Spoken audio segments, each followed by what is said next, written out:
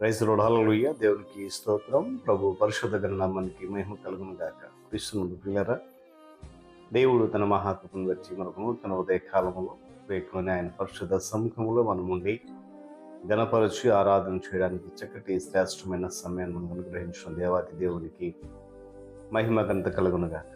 క్రీస్తునందు ప్రియులారా, దైవజనులు, స్నేహితులు, విశ్వాసులు, సహోదరి కార్యక్రమాన్ని వీక్షిస్తున్న ప్రియ దేవుని బిడ్డలందరికీ మన ప్రభువును ప్రియ రక్షకుడైన క్రీస్తు వారి పరిశుద్ధ నామంలో శుభాలు, వందనాలు తెలియజేస్తున్నాను. మీరంతా బాగున్నారా? చాలా సంతోషం. రండి, ఈ దినం కూడా ప్రేమతో మిమ్మల్ని ఆహ్వానిస్తున్నాను. మనమందరం కలిసి అనుదినాభివృద్ధి ఉదయకల్ప ధ్యానాలు ఉన్నటువంటి ఈ ఆధ్యాత్మిక కార్యక్రమంలో ప్రభువును స్తుతి చేద్దాం, గణపరుద్దాం, వాక్యాన్ని ధ్యానించి ఆశీర్వాదం పొందాం. మీ దగ్గర బైబిల్స్ ఉన్నాయా?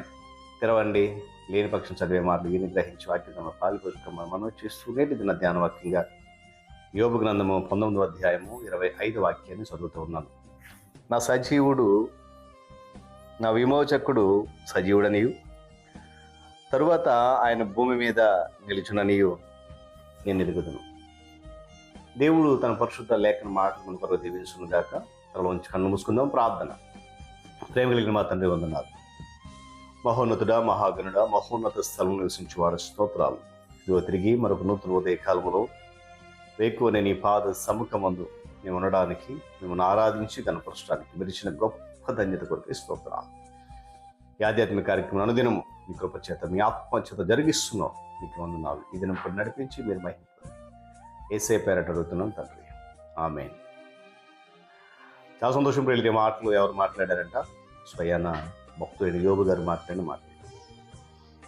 చూడండి, సర్వసాధారణంగా మనము కోపముతో మండిపడినప్పుడు, వేదనతో మూలుగుతూ మాట్లాడిన మాటలు దేవుడు తీవ్రంగా పరిగణిస్తాడు, అలక్ష్యం చేయడు. వాస్తవానికి వాటిని తీవ్రంగా పరిగణిస్తాడు.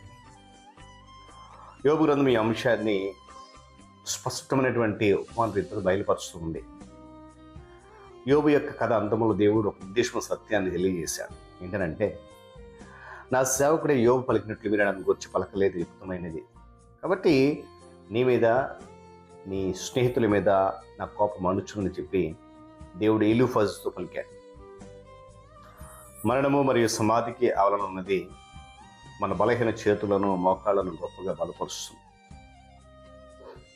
మరణానంతరము జీవం అనేది లేకపోతే, లేక జీవితం అనేది లేకపోతే, మన శ్రమలలో నిగ్రహము కోల్పోయి ఆందోళన పడడానికి ప్రతి కారణము మనకు.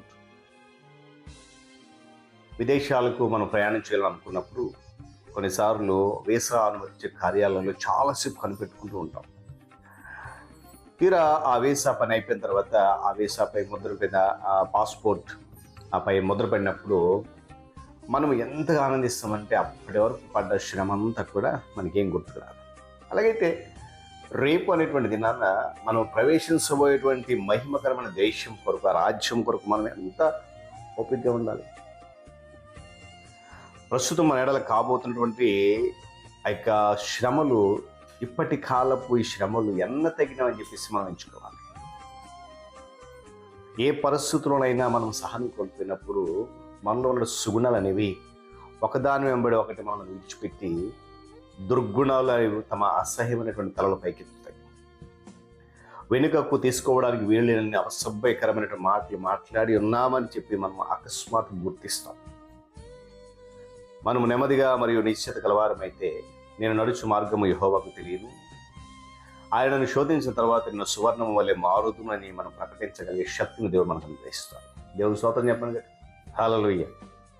గతంలో మనం వేదన పడుచున్నప్పుడు అసంభవమైనటువంటి ఎన్ని మాటలు మన నోట నుంచి వచ్చే ఆలోచించే. ఒకవేళ దేవుడు మన కోపము మరియు అసహనము మన వల్లే ఏమని ప్రతిస్పందిస్తే అసలు మన సమస్యల నుండి ఆయన మనం విడిపిస్తాడండి. ఎంత మాత్రం కూడా విడిపించాడు. తరచుగా సముద్ర స్నానాలు చేసేవారికి అలలు అనేవి ఏం చేయ వాటి నుంచి వారు భయపడరు. అలాగే శ్రమలలో జీవించడానికి మనం అలవాటు చేసుకుందాం.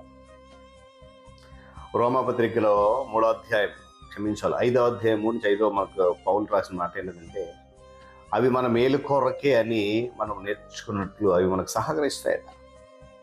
ఏంటంటే, ఓర్పు యందు పరీక్షను పెంపొందించబడు. ఆనందించాలంటే మనం పరీక్షలు కూడా వెళ్ళలేకపోతే శ్రమలు గుండా వెళ్ళినా, సమస్యలు గుండా వెళ్ళినా మనం ఆనందించగలగాలి. సహనం మనం నేర్చుకున్నట్లే మనకు సహకరిస్తాం.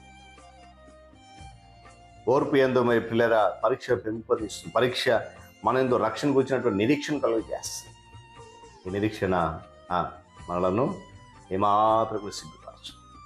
యోబు భక్తుడు వయాది భయంకరమైన, అతడు మరణించకుండానే అనుదినం మరణిస్తూ ఉన్నాడు. అయితే సరంగమునకు ఆవల వెలుగు ఉన్నదని, మరణానంతరము జీవితం ఉన్నదని అతను గుర్తించాడు. ఈ నమ్మకమే అతని అంతరంగంలో ఈ పాటకు జన్మ ఇచ్చింది. నా విమోచకుడు సజీవుడనియు, ఇలాగ నా చర్మము చీకిపోయిన తర్వాత శరీరంతో నేను దేవుని చూచేదనని నాకు తెలుసు. ఎంత గొప్ప ధన్యత. కనుక ఉదయకాల సమయంలో పిల్లరా, యోబు పలికే మాటలు మనందరి జీవితంలో ఒక గొప్ప విశ్వాసాన్ని పెంపొందింపచేయాలి. ఎంత గొప్ప శ్రేష్టమైనటువంటి విశ్వాసం. ఈ చర్మం చీకిపోతే నేను చనిపోతాను తర్వాత, కానీ నేను ఆరాధించిన నా విమోచకుడు సజీవుడై తర్వాత నేను చూస్తాను. కనుక అలాంటి నిశ్చయత ఈ ఉదయకాల సమయంలో కలిగిందని నడుచుకుందాం కాక. కళ్ళు మూసుకోండి, ప్రార్థన చేద్దాం. దేవుడు ఈ మాటలు మనకు దీవించుకుంటాను. ప్రేమ కలిగిన మా తండ్రి స్తోత్రాలు పొందుతున్నాను. మరొకసారి ఉదయకాలపు వేళ నీ మాటలు చేతులు బలపరచు. నిజమే, యోబు పడిన శ్రమలు ఎంత కాదు, ఎన్ని శ్రమలు అనుభవించాను.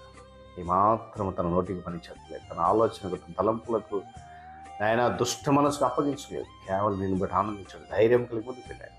అలాంటి ధైర్యము, నిగ్రహము, శక్తిని నాకు అనుగ్రహించాలి. ఈ లేఖన మాటలు విన్న తర్వాత మా జీవితాలకు నూతన మార్పులు వచ్చాయి. ఎన్ని శ్రమలు, ఎన్ని ఆదరణ వచ్చి వేదన వచ్చి మనమే నా మేలు కొరకే అని మేము ప్రతి ఒక్కరం కూడా గ్రహించగలిగే శక్తిని, జ్ఞానాన్ని దయచేయండి. మీరు మహిమ పొందండి. ఈ కార్యక్రమం మరింతగా దీవించి ఈ ప్రియబిడ్డలు అనేక మందిని ఆర్థిక మేలు కలిగజేసి బలపరచండి. యేసే పరిశుద్ధ నామమున ప్రార్థన అడుగుతున్నాను తండ్రి, ఆమేన్. త్రియక దేవుని దీవెన ఆయన సన్నిధి కాపుదల సదాకాలం మన తోటి నడిపించును గాక. ఆమేన్.